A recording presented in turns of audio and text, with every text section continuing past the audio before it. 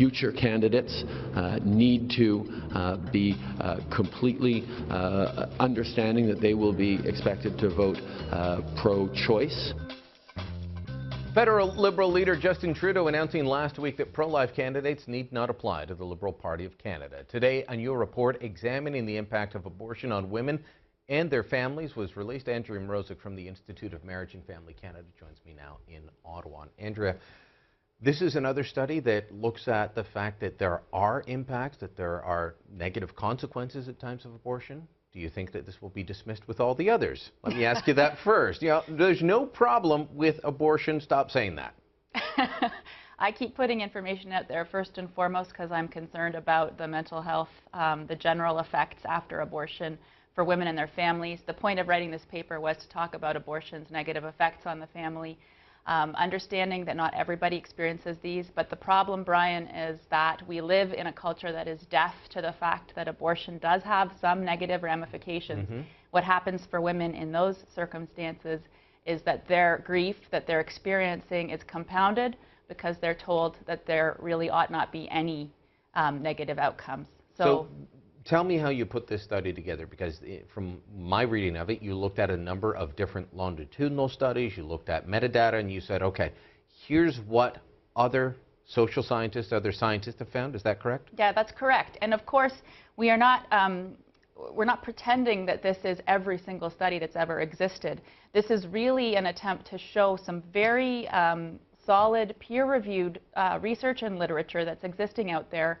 I cite, for example, the British Journal of Psychiatry, an extremely reputable journal that published a meta-analysis showing a very much higher increased risk of mental health, negative mental health outcomes for women after abortion. That's the kind of study that doesn't make the front page news.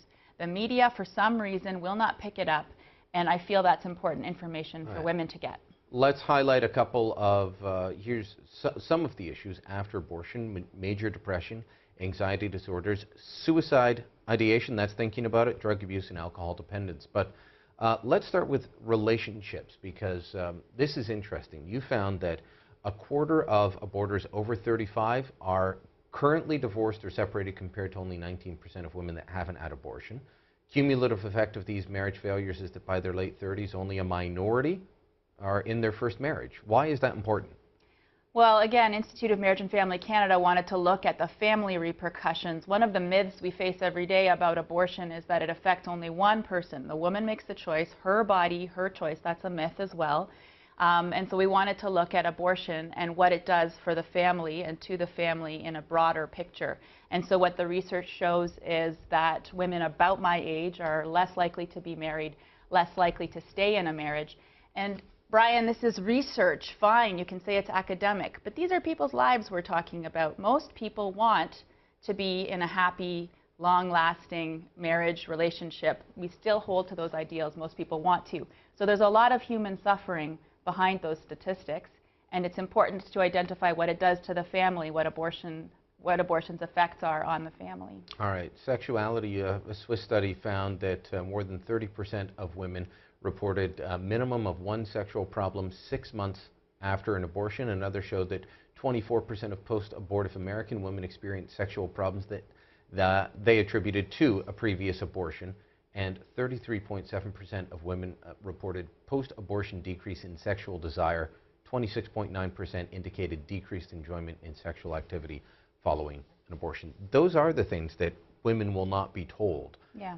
You know, the big March for Life was last week, and you're right. The other side will come out and say, well, this only affects me, or it affects one woman. It's their choice. Don't the women that are going to make that choice deserve to know some of this information beforehand? What happens is, what I'm doing is research, which I hope that families and women will be able to access. What happens in the political square is that you get one set of ideologues or partisan politicians boldly going forward. The pro-life side is, we're getting a little bit more attention. I freely say I'm pro-life, by the way. There's no hidden agenda here. I'm trying to talk about the studies that are good quality research that don't get discussed, but I'm pro-life. People tend to know that. So there you go. There's the bias. But that is a side that is very real and touches on women's lives, and they are not expecting it. So I found a story of a true story of a woman named Lee, also put that into this report. Lee is pro-choice today, was pro-choice before her abortion, and yet experienced severe consequences. Talks about not crying for 6 weeks, couldn't stand because her legs would give way.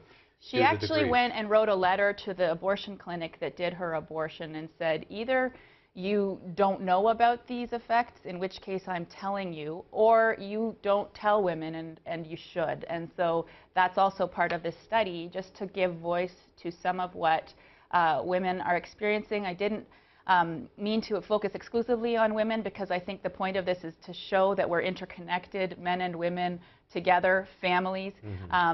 Men also suffer in abortion circumstances. But just there's a bigger societal picture, really, of how the sexual revolution and access to abortion has changed the way we think about families. And I think that's worth lending some attention to, because it's a really substantial change. It's a big change. And if I could just add that even those who are in favor of those changes acknowledge how big the changes are to family. Andrea Mrozek, thank you as always.